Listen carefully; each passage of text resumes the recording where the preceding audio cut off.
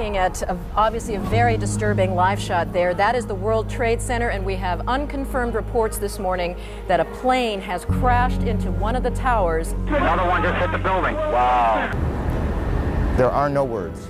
It appears that something hit the Pentagon on the outside of the 5th corridor. We have a report now that a large plane crashed this morning north of the Somerset County Airport, which is in western Pennsylvania.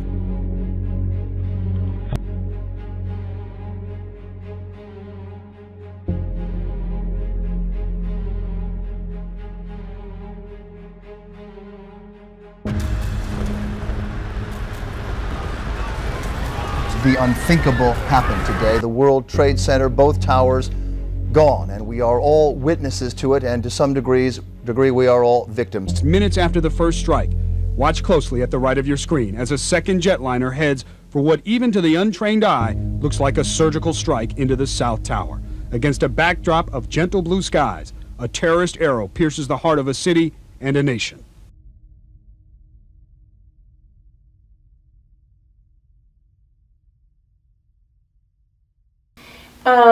The day it started, it was a Tuesday, and I was just at home getting ready for work, and it was just like any other day. Really, it was just any other time. There's nothing to worry about. Everything was good. It was a beautiful day. The day before, well, I guess it was just a normal day. I was at school. I don't remember a lot about the day before other than it was just a normal day.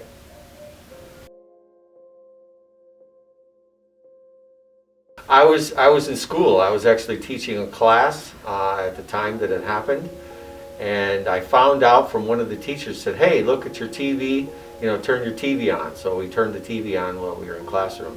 I was at work at my office in Black Mountain, and I was just sitting at my desk working, and I heard about it on the radio. I actually had Good Morning America on. I like to listen to the news while I'm getting ready for work. And so I had it on, and I wasn't watching the TV at the time, but I heard the commotion, and I heard them just break in and say that a tower had been hit. We want to tell you what we know as we know it. We just got a report in that there's been some sort of explosion at the World Trade Center in New York City. One report said, and we can't confirm any of this, that a plane may have hit one of the two towers of the World Trade Center. But again, you're seeing the live pictures here. We have no further details than that. We don't know anything about what they have concluded happened there. I was getting ready to head off to work, and I had the morning news on. I didn't have to be in until a little later that day. And all of a sudden, the news broke in that a plane had hit the World Trade Tower. Cuando terminó mi horario de trabajo a las 3:30, regresé a la casa y María Elena tenía la televisión prendida y me dijo, mira lo que pasó. I was on the train heading to work, a subway train heading to work, and 2 stops before I usually get off, the conductor stopped the train and told everybody to leave the train and get to the street level. He didn't provide an explanation, so I just started walking to work. The more I saw people heading towards the trade center, and there was a crowd gathered just outside where my office building is. Well, when we turned it on, what we saw was, at the time we saw one of the airplanes going into one of the towers. I don't remember if it was the first one or the second one, but I remember seeing the airplane going into the tower. I don't know, it just seemed surreal, like it wasn't really happening. I thought it was fake, actually. Honestly, at first I thought it was a joke. The first thing that kind of came into my mind was, I think it was back in the 1950s or 60s, the radios, there was a radio station that was reading a story, and it was just a story and people took it as news, and it threw the whole nation into a panic. just because of the story that it was. And the first thing that flashed into my mind was, this is a joke, because there is no way that this could really happen. I thought that the DJs on the radio station were just had very poor taste in a joke. You know, at that time, they had no idea what type of plane, why it hit, if it was an accident. And then, of course, it wasn't much longer until the second plane hit. Well, I rushed we had a TV in our kitchen at the office, and I went in there just to see what the news was saying. And I got there just in time to see the second plane crash. That came out was a little bit of the outside awning, but I'd say the hold is, let me just get a better look right now. Okay, go ahead. I'd say the hold takes about, looks like 6, 7 floors were taken out, and there's more explosions right now. Hold on, people are running. Hold on just a moment. We've got an explosion inside. Frankly, I was in shock, and I thought the world was coming to an end. When I was like only like 5 or 6 when this happened, so I was in like 1st grade or something like that. Because they kept playing it over and over again. How like the towers, when the first explosion happened, the explosion happened across the floor, and then you just see they had like the signal tower on top of Tower 2, and it just like dropped straight through the building. So I just remember watching that over and over again. Before the towers collapsed, we saw people jumping out of the building.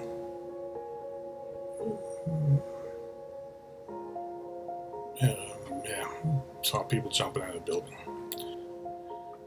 But when the towers crashed, we all started running and tried to not get hit by debris or covered by dust. But I ended up making it into a building just as the dust cloud was hitting us. El ver a toda la gente corriendo y gritando, llorando. Pues son cosas que uno no espera ver.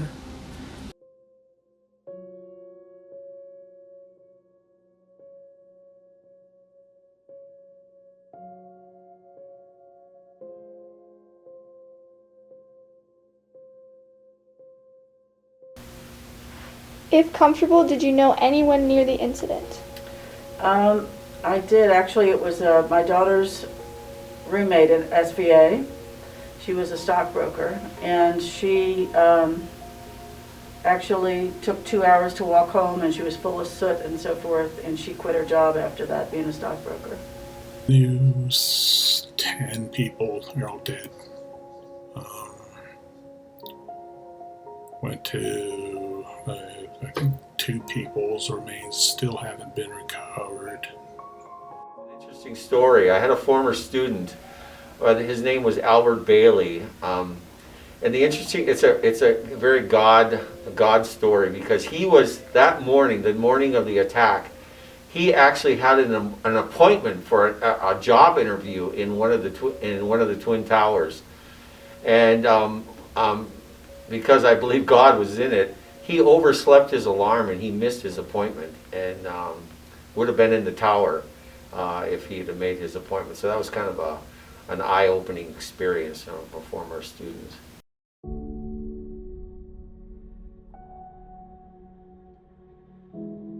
I don't know how much time passed, but following days were just really quiet, no traffic. It was almost like everybody left the city, but no one left. Oh, just a lot of chaos, a lot of, I remember all the airplane flights were all canceled. Nobody could get anywhere. We had some friends who were stuck in another country, and I just remember being very chaotic. Estaba, pues primeramente triste, enojada puede ser también, al ver cómo había sido este país atacado. It was a time where the nation came together. It was a very patriotic time where we will stand as a nation. Yes, I was obsessed with watching CNN. I was just sucked in. I wanted to know what was happening and you know, just constantly watching the news to hear the stories. As the days passed, the stories of the sacrifices that people made and how everybody just, there was an immediate need and they went running to the buildings to help, not running away from. And so the love and the care that everybody showed toward those that were in the direct impact of that was very heartwarming.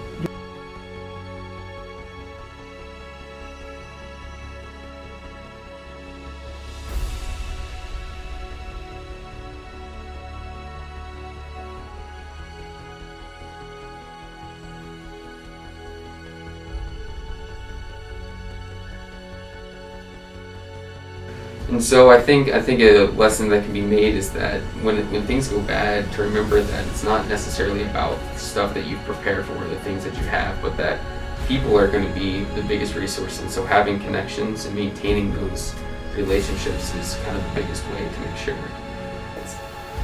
Well, since I thought the world was ending, my first impulse, because nothing like that had happened in America, I think, you know, one of the things that we have to take from that is that we have no idea what our future is. And our church was founded on the three angels' message and end times. But the next thing we could see could be Jesus coming, because we don't know when our last day is. It's a gift, and we don't know how long we're going to be around, and it's a scary thought. No matter what age you are, we just don't know what's going to happen next in our lives. Just that you never know what's going to happen. You know, God only gives us today. He doesn't give us tomorrow, and so we need to just be prepared for making sure that we're right with God in our relationship. It's a gift, and we don't know how long we're going to be around, and it's a scary thought. No matter what age you are, we just don't know what's going to happen next in our lives. Just take every opportunity you can to show love to others, because you never know when it's going to be the last and what impact that may have on their life. And